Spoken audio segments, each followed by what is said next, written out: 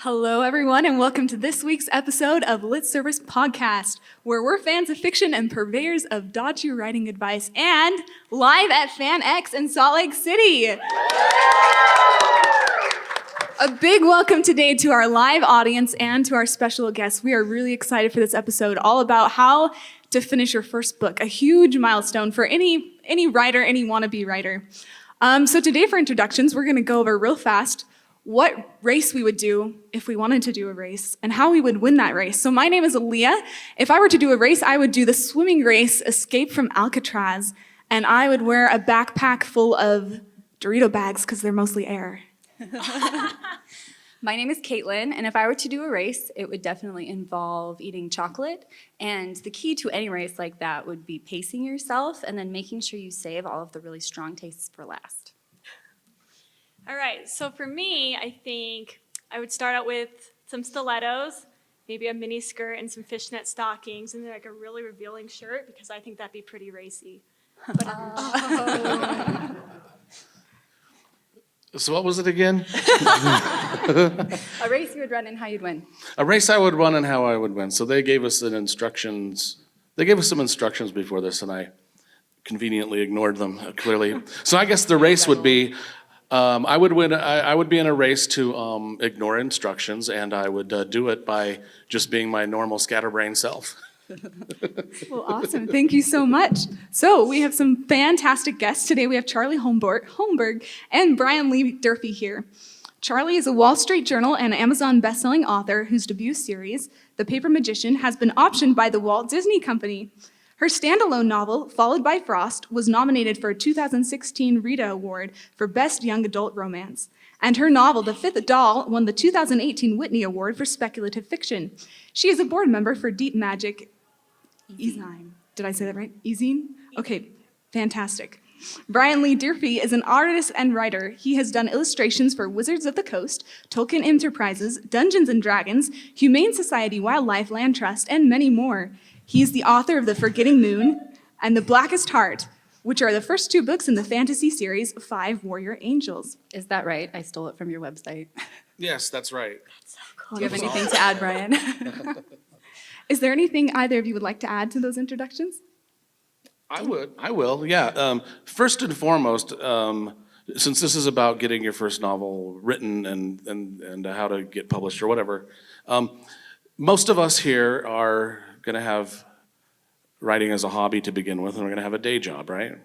So first and foremost, my day job is I am a sergeant at the Utah State Prison, and I run all the prison libraries.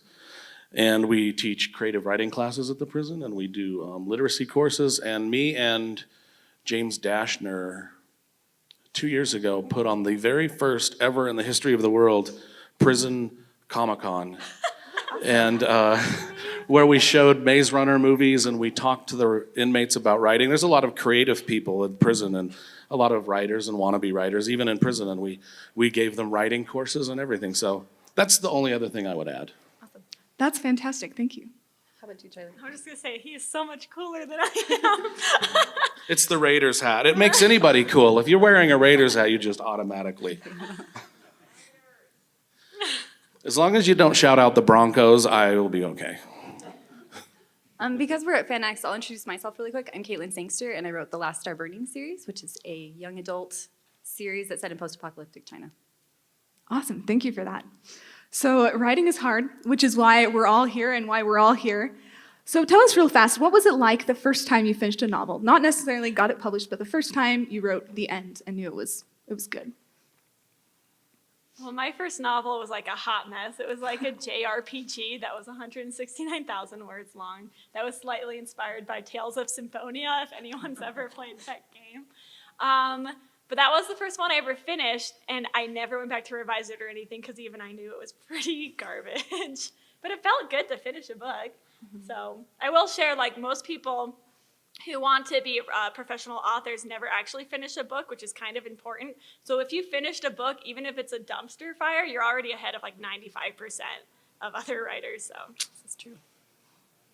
Well, my first novel was a big, epic serial killer horror novel set down in southern Utah, and it was pretty R-rated, and The only thing that I remember, I mean, it was 330,000 words. It was way too out of control in so many different ways.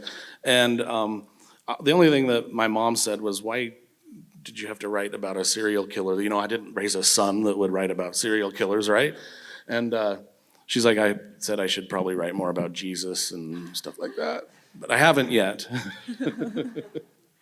I feel like that's one of the biggest hangups when you're first starting to write is what people will think about what you're writing. And if you let that phase you, it's paralyzing because you're like, people are going to read this and think this book is about me or about like my relationship with my husband or my kids, or like you're worried that people will project the story onto you. And you know, some people do, but it's not that big of a deal. Well, yeah, in my epic fantasy novel that got published, my dad read it, and he pretty much thought that every bad thing that happened to any character in that book was what I wanted to secretly do to him.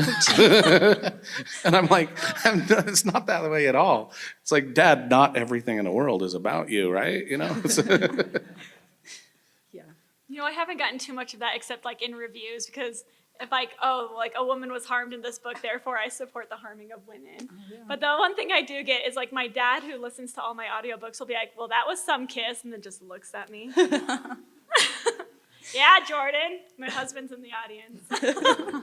Yeah, anything you write in your novel, even if it's a character that you think the character is the one of the worst human beings on the planet, and you're writing him as if he's one of the worst human beings on the planet. Every word that comes out of that character's mouth, the readers and there are people out there will think that you, the author, are actually like that. And it's just not the case. Well, it's true. Sometimes it's the case. Depends on how awful you are, I guess.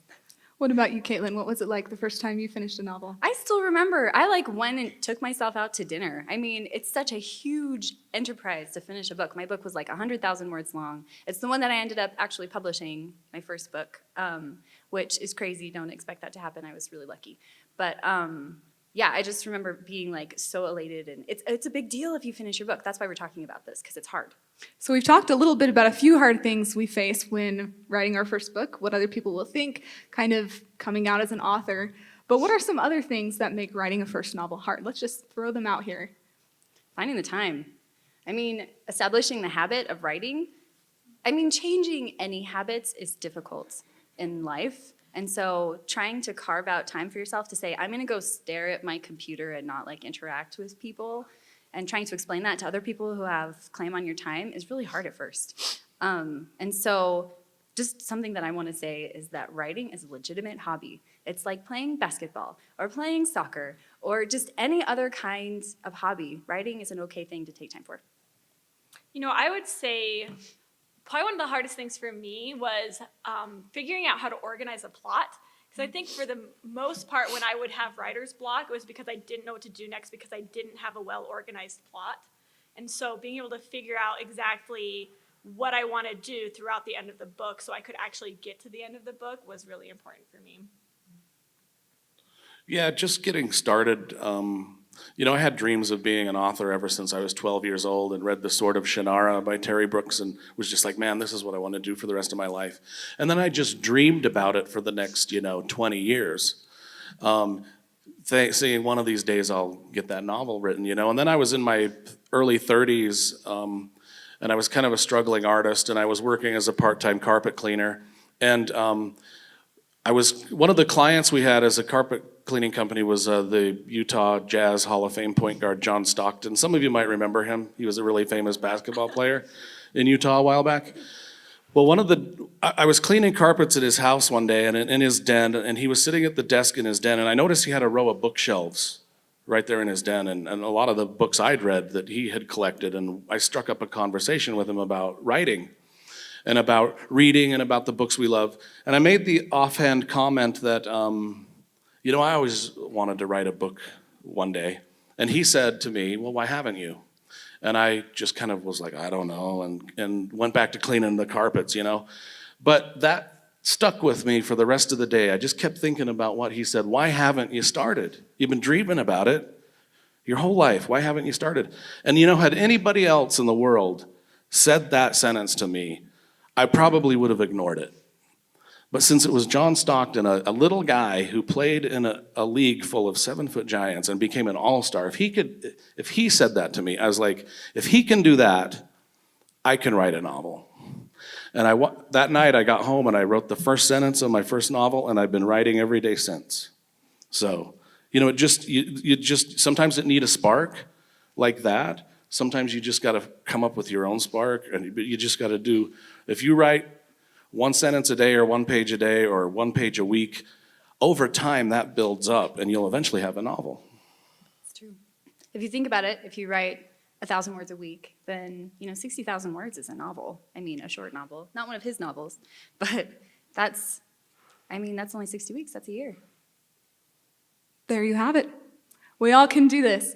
And so we've talked a little bit about the depressing things we face, and I think especially with writing, I liked how you said it's like basketball. It is a valid hobby, but sometimes it can be lonely because a lot of people aren't with you when they see you practicing, and we usually only see the finished result. You go to the library, you don't see first drafts or editing manuscripts, you only see the finished draft.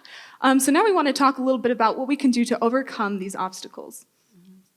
I feel like a lot of writing is a mind game. The reason I came up with the introduction prompt about running, which is maybe a funny thing to have at a writing thing. I like to run. I don't know if any of these other guys like to run.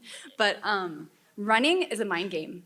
And it's not really about being able to go far. I mean, there's some of that that's building muscle and training yourself. But a lot of it is not looking at your watch and saying how long you've been running and not looking at your mileage and just going. And writing is the same way, because it's a mind game. I feel like the first novel is the hardest because you don't believe in yourself until you've finished it. I didn't believe that I could run 10 miles until I had already done it. And it's the same with my book. After I finished it, I was like, oh, I did that. And then from now on, I'm like, it's still hard, but I'm like, I already did it once. So just finishing the first time is the best thing you can do for yourself as a writer, in my opinion. Yeah, I think just with anything, it's practice makes perfect. I mean, never stop learning. Even once you're published, you never want to stop learning. You want to go to conferences. You want to read craft books. You want to read in and out of the genre that you want to write in, and you want to learn. I mean, so Caitlin said that she is so talented and published her first book.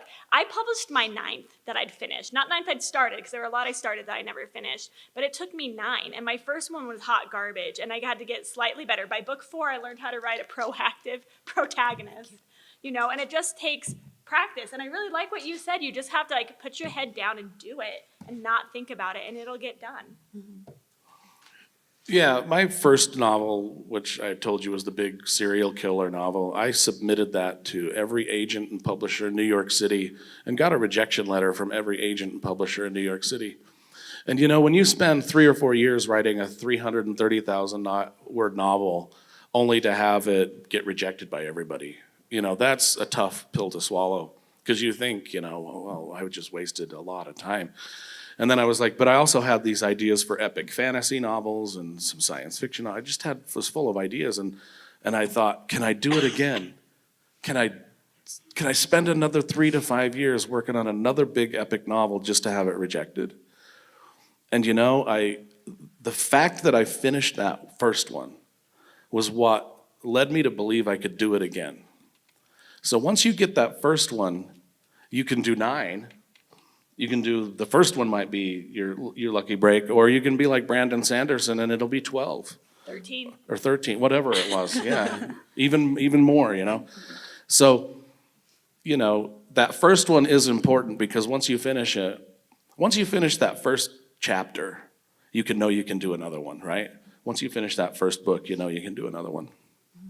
I feel like something that newer writers really struggle with is perfectionism. They look at their first chapter or their first 3 chapters and they're like, this has to be perfect. And they go back and rewrite and rewrite and rewrite. I'm in a writing group with a lady who is an amazing writer, but she keeps rewriting the first 45 pages of her book over and over and over again, and she won't finish it. And the last time I talked to her, I was like, I know that you are wanting this to be absolutely perfect, but what you need to do is write down all of your plot points and write to the end, and then you go back and make it nice. Because making it nice is too hard the first time. You don't know even if you're a really structured outliner, things are going to change as you're writing. Like your characters will go out. I hate it when people talk about characters as if they're real people who have real will. You're writing them. They're not real. But sometimes as you're writing, you realize that your character isn't going to act or wouldn't act the way you thought they would in your outline, and so things will change. And so it's best to just get like the bare bones down, for me anyway. I mean, everybody writes differently, and then to go back and make it good. You know, something else I want to add too. So this is the case for me, and I know it's the case for Dan Wells, is that I think we both started writing epic fantasy because that's what we read. And so we would write these epic fantasies and then, you know, try to sell them to New York, and they just weren't going anywhere. And it wasn't until we dabbled in another genre that we started doing really well. So I started writing YA, where like for 5 books, I was trying so hard to sound adult. I was trying to sound like Robert Jordan. And then he started writing horror, and then all of a sudden it's like, oh, this is what I'm good at. And so sometimes it's like, what am I writing? Maybe I'm not in the right genre. Mm-hmm. Well, yeah, I started out wanting to be the next Stephen King with my horror novels and my serial killer novels and all my, you know, murder mysteries, and that'll probably never happen now, because now I'll be known as the epic fantasy guy, you know. Mm-hmm. You can always do more than one thing, of course, but yeah, I think that once you find your stride and find something you're really good at, sometimes it takes a while. Sometimes it takes trying a bunch of different stuff. And so don't confine yourself to read widely, you know, and try different things. Like listen to podcasts about writing, like this one, yay. Or you can just pick something new off the shelf in the library.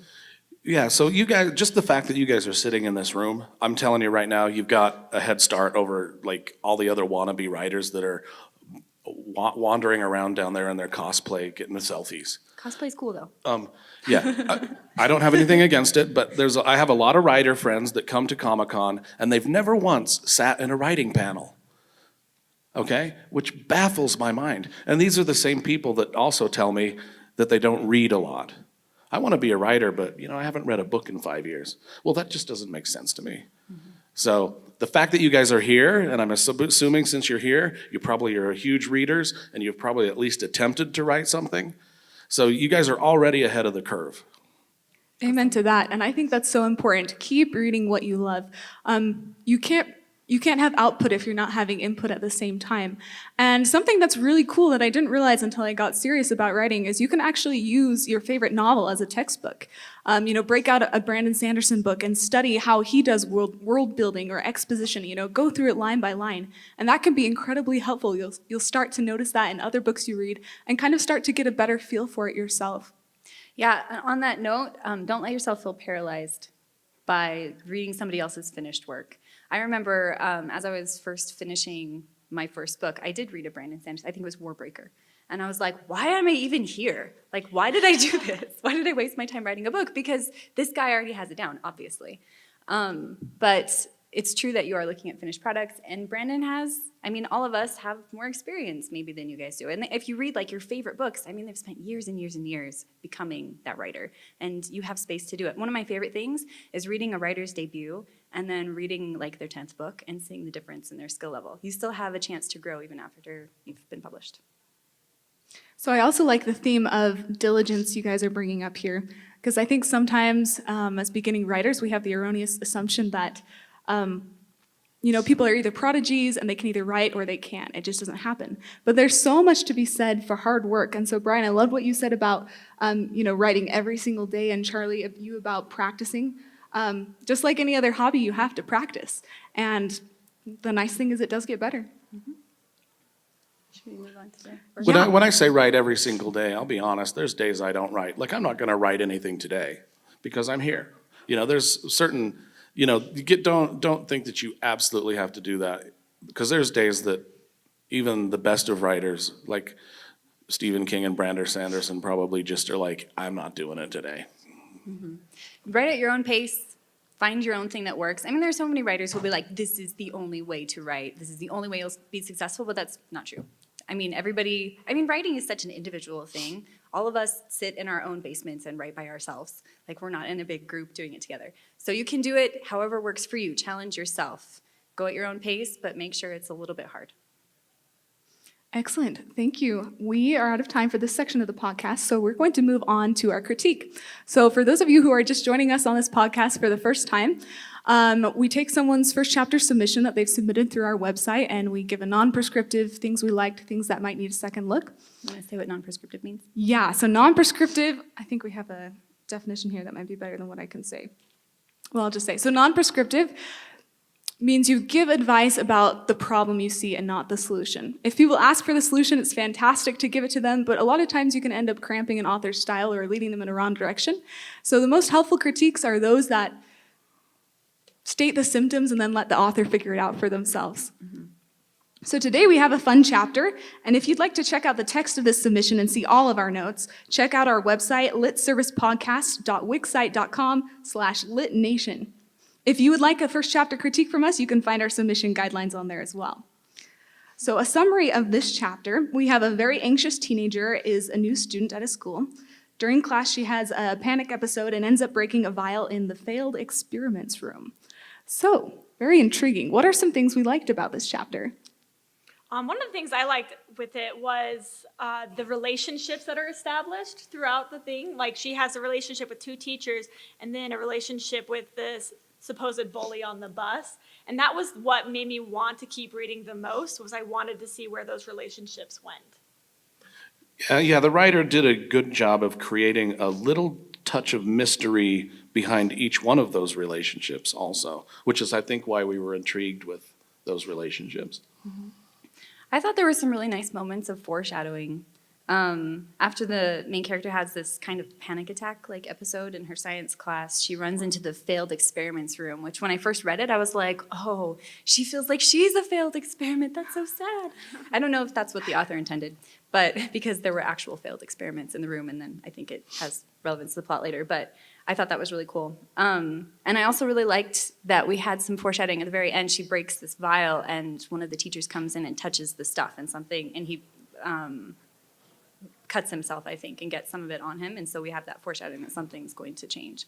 I agree. I had that note as well. I also thought there were some really nice descriptions in here. A fun one was when the main character is on this gross school bus and it talks about how the seats were sticky with teenage residue. I was like, ooh. Another one I highlighted was where she says her eyes were pressed so tightly that black stars bloomed behind her eyelids. Thought that was good.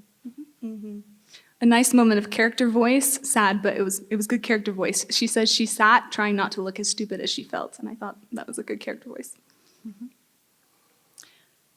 If we're good to move on to things that might need a second look, what are some notes you guys have? So my biggest critique for this actually also has to do with character voice. So was this the actual end of the chapter, by the way, or is It's there a what word was count? sent to us.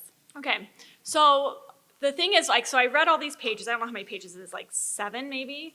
All these pages, and I still don't really feel like I know who Maddie is. Like, I know she has anxiety, but we're in a first-person point of view with this chapter. That's a very tight point of view, but we don't really get very many of her thoughts outside of her breathe, breathe, breathe mantra. I don't really know who she is. I don't know what she's thinking. Like, she's on the bus, it's like, oh, I'm the new girl, and like I expect her to be like, I wish that my dad hadn't made me move from Phoenix, or like, you know, something. I felt like we needed a little introspection or a little more thoughts for her, because I felt like she was a fairly flat character. And I didn't realize she was a new girl until, a couple pages in when it finally stated that. And sometimes I think with writing, you just up front, you can literally just say, put a sentence in there. My name is Sarah, age 14, and I'm the new girl at the school. Really, that's and it sets up who it is we're dealing with right out of the gate. I think something that a lot of newer authors struggle with is they try to create mystery with the wrong kinds of details. Like they want to propel the story forward by not telling us enough about the character, rather than telling us enough about the character that we're interested to know what happens next. That was the main critique I had through the whole thing, is it seemed like she was creating a mystery in the wrong area. Yeah, that's a really good way By withholding who the character was, what she looked like, and her age, and any of her relationship to anything that was else in the story. Yeah, I felt like at the end we had this little clue that maybe she was a plant at the school. Did anybody else get that? I kind of felt like she went and sat, there's a bully at the beginning who trips her, and then she talks to a teacher and finds out that this bully is his son, and then she gets back on the bus and purposely sits next to him, and it says something like, and now I'm where I need to be or something like that. And I was like, wait a second, is she there to like take him out? I mean, it's obviously sci-fi. And so I had all these questions, but they were the wrong kinds of questions because I was like, this hasn't been put in context. I don't understand what's going on. I actually felt kind of ungrounded from the first paragraph, kind of what you guys are talking about. It wasn't just with character, but like I wasn't sure, like I knew she was on a bus, but I wasn't sure where they were going or why. And so like there were a lot of grounding details, like just about her environment and why she was there that I needed. Yeah, so that along with that was like my second biggest thing was it felt like to me like, I mean, the writing is pretty good, but it felt like to me that somebody went through it and just took out a few random sentences throughout, and I was like, wait, how'd the yellow ball get up there? Or like, oh, wait, is she sitting down now? Like, just little things like that that didn't quite connect across. And I really think that just sitting down and reading it out loud, you'd catch all of those. Yeah, there's a lot of repetition in words like he stared at me, I stared at him, that guy was staring at this person. There's other words besides staring that you can use in that paragraph. I try to be I'm so cautious that I try not to use the same word over again, even in a chapter, if it's like a really noticeable word. Clearly there's words that you have to use over and over and over and over again. But any word that's kind of unique, if you use it really close together, it really stands out. It also tells you a whole lot about the character. If you use your language in a really specific way, like you can get to know a character just by the words they use, the things that they notice. And I mean, in a first chapter, that's so important, so you have to use your words very wisely. Another thought I had on this one is that there was an interesting, this is line level, really picky, but there were a lot of gerund incomplete sentences throughout that it just seemed like, I think a lot of authors have something that is their thing that they do a lot, like it's a writing tick or something. And this particular author's writing tick is a gerund that is an incomplete sentence, so maybe look at those. So yeah, that's another thing. That was my number 3. So we're the same. So sentence fragments are totally okay in fiction. Like technically they're not grammatically correct, but they can be used in an artistic manner in fiction. So you say, I ran into the dark room, running away from the monster, waiting, the darkness enveloping me. Those are all 3 sentences. I'm just like, wait, was that a fragment? Like you can use those short sentences and sentence fragments as voice and artistically, but she does have a lot, I assume it's a she, does have a lot in here where those sentence fragments feel more clunky than artistic. It feels unintentional rather than like a tone or a Yeah, voice and thing. again, I think like reading it out loud, you'd catch all those. Yeah, reading your first chapters out loud is like one of the best things that you could do. That's like when I listen to my audiobooks after my book comes out, I hear every single mistake we missed. Like, oh no. Yeah. Awesome. Do we have any final notes before we open it up for a Q&A with the audience? One other thing I would say with Hottie, the bully on the bus, when she's like, oh, the guy on the bus, I was like, oh, he's important. Because all we know is that some kid sticks his foot out. I would like to even just get a quick physical description of him or his expression, just a little bit more about him to know that he's not just a placeholder, like that he's a person and he's going to be part of this story. Well, and on that note, we have this guy who trips her, and then the teacher inside says, oh, that's my son, and she doesn't have an emotional reaction to that at all. I was surprised that she was like, oh, that jerk out on the bus, or like, I put a note about that too. Like she just assumed, she almost assumed it was the same kid. Yeah. Well, and that goes back to the first person POV and getting to know the character more. We need to see her emotions throughout. And like we see them kind of distantly, but if we're going to be like right in there where it's like, I did this, I did this, I did this, I want to see I feel this, I feel this, I feel this as well. You don't necessarily need to use the word I feel, because Yeah, that's a no, filler you word. don't say that. But yeah, but that's the advantage of a first-person narrative, is that we get to experience it along with the character. So, do we have any other notes? Awesome. Thank you so much. And thank you to this author for submitting. We love looking at your work.